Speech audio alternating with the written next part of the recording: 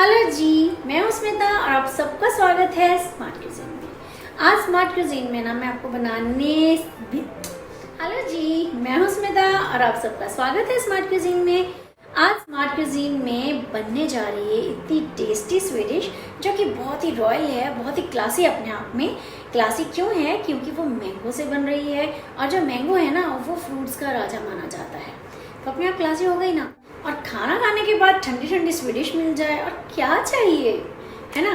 तो अगर आपके गेस्ट आ जाते हैं तब आप बनाइए, सिर्फ 5 मिनट में बनती है और वो भी गेस्ट आपके इतने इम्प्रेस हो जाएंगे कि आपका टैलेंट देख के। और अगर आपने खानी है तो हर दूसरे दिन बना सकते हैं क्योंकि इतनी ईजी जो है। तो चलिए फिर शुरू करते हैं।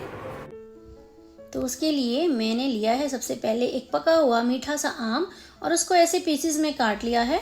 आप रैंडम पीसेस भी कर सकते हैं, ज़रूरी नहीं है कि ऐसे लंबे लंबे सफाई से काटना है आपको, क्योंकि मैंने उनको मैश ही करना है। और लीजिए, एक चुटकी में हो गई है ये सब मैश और ये बन गई है मेरी मैंगो प्योरी। और अब मैं इसको एक बॉल में डाल लूँगी और ये काम हो गया है ख़त्म।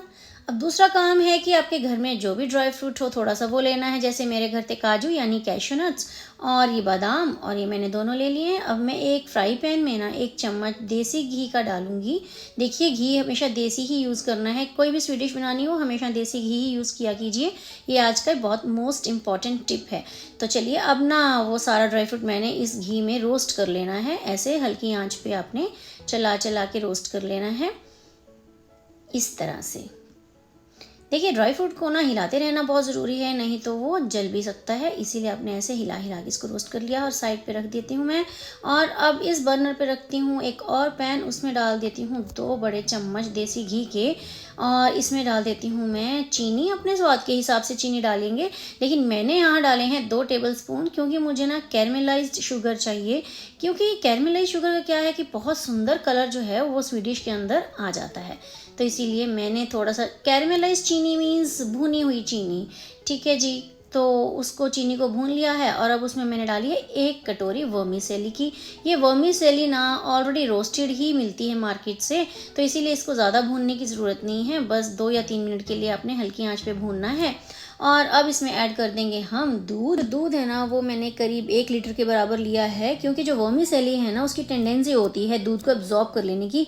तो जो है ना, ये दूध वाला जो मिक्सचर है ये थोड़ा गाढ़ा हो जाता है, इसीलिए वो बाद में हम, अगर गाढ़ा भी हो जाए थोड़ा दूध बाद में भी ऐड कर सकते हैं।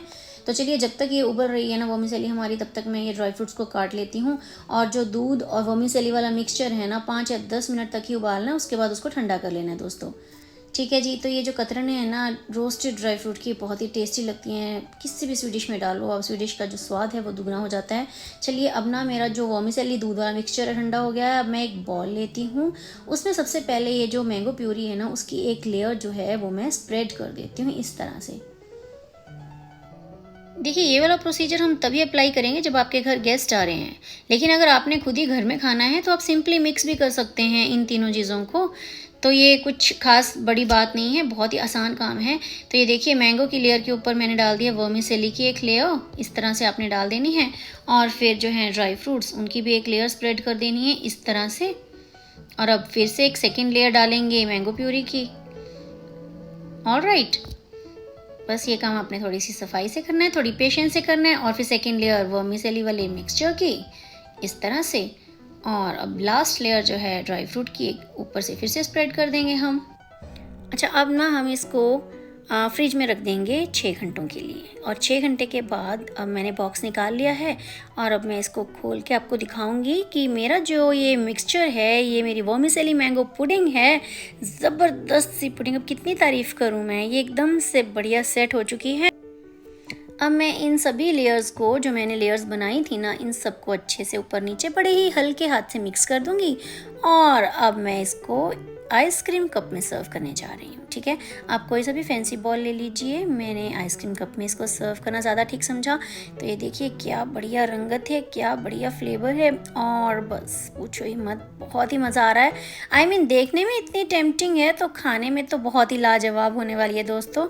आप भी ज़रूर बनाइए, खुद भी खाइए और अपने फैमिली मेम्बर्स को भी खिलाइए। और सबको बोलिए मेरा चैनल सब्सक्राइब करने के लिए, बेल आइकन भी ज़रूर दबाइए, ताकि घर बैठे बिठाए आपको मेरी नोटिफिकेशंस आ जाएं और आप मेरी कोई भी रेसिपी मिस ना करो। चलो, अब मैं भी टेस्ट कर लेती हूँ।